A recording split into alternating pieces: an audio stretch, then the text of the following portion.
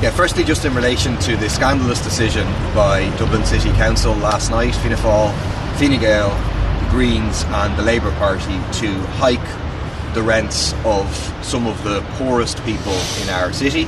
It's people in council housing and people reliant on HAP, many of whom are already paying out huge amounts of money in top-ups to landlords and are now seeing their differential rent to the council being hiked up.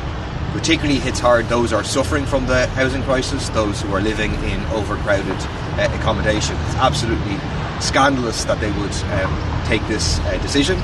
We put forward, People Before Profit, on the council an alternative, which was to increase rates on the biggest 2.5% of businesses. It would have no impact on any other businesses because their rates would be rebated back to them, and it would have given 2.2 million more for housing maintenance than the Executive's proposal, would have provided extra funding for housing support advisors, would have delivered extra funding for traveller-specific accommodation, and crucially would have scrapped the rent increases.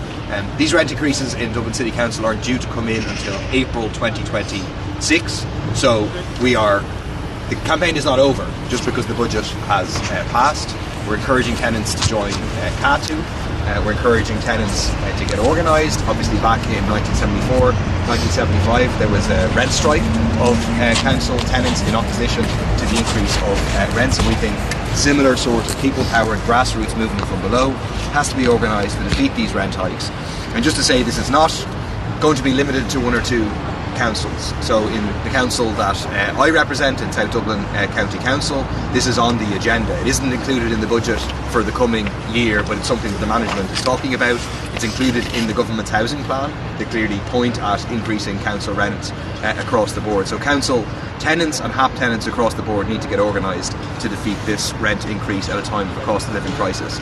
Secondly, there was a hugely successful, large protest of taxi drivers on Saturday out here against the Uberisation of taxis and the introduction of so-called fixed fares by Uber, which are an attempt to circumvent the basic regulation that we have of taxis in this country, whereby there's a taxi meter regulated by the NTA which sets what the prices are.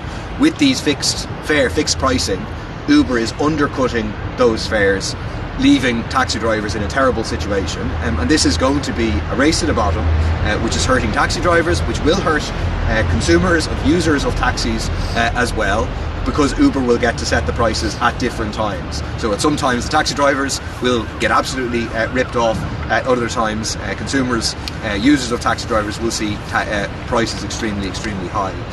The answer to this, what the taxi drivers are calling for, is for the NTA to have a not-for-profit app which all the taxi drivers are able to use, because what happens is that these app operators, who have very little beyond an app, it's an algorithm, are able to make huge amounts of money based off of the work of taxi drivers. There's very few people working for the likes of Uber in Ireland or the other apps.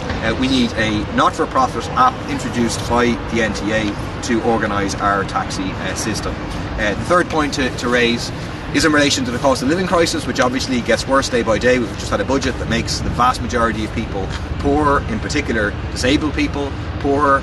And the environmental crisis, we've just had COP30, which managed to have an agreement which doesn't mention the words fossil fuel, and shows how just we are tobogganing towards absolute catastrophe with our eyes wide open, and the world's leaders have given up effectively on doing anything about it. These two issues combine in a bill that will be voted on Wednesday night, which is a bill to introduce minimum standards in the private rented sectors, minimum BER standards. So renters are living in disproportionately cold, drafty, damp, mouldy houses, and the government's previous promise in the last housing plan to introduce minimum standards in the private rented sector is scrapped in the current housing plan.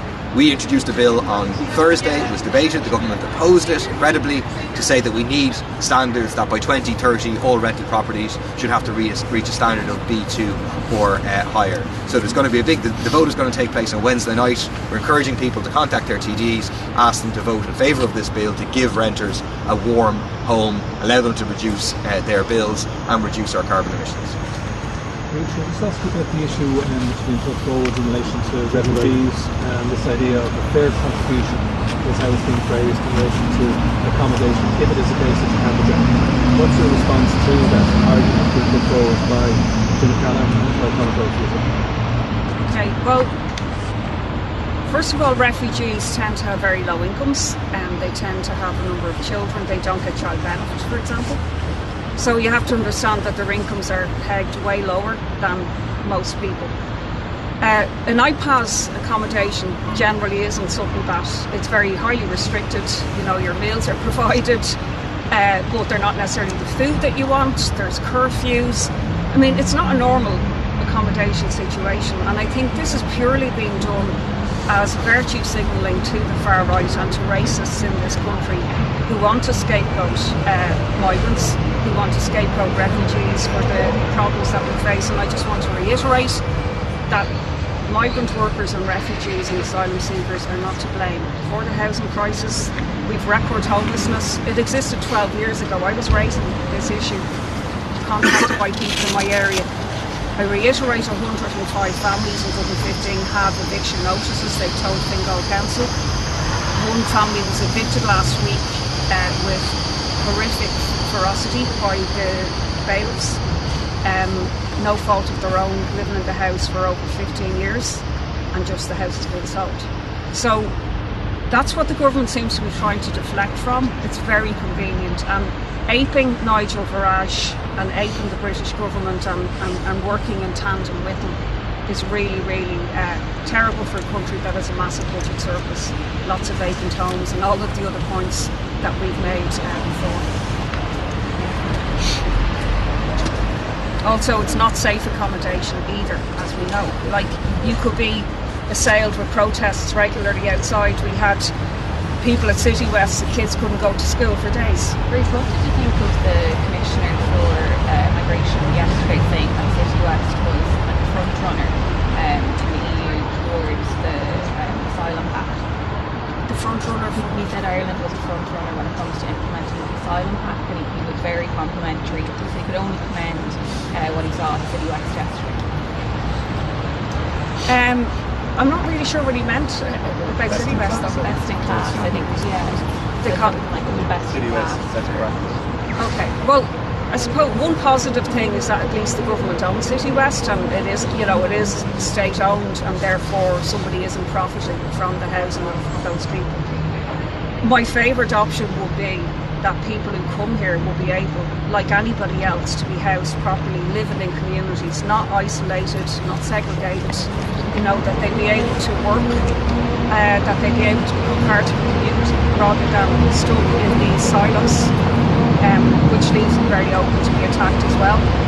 We have got a huge number of vacant houses. The government, we see dereliction all over the place. It would be much better rather than these giant centres, which also often do take away the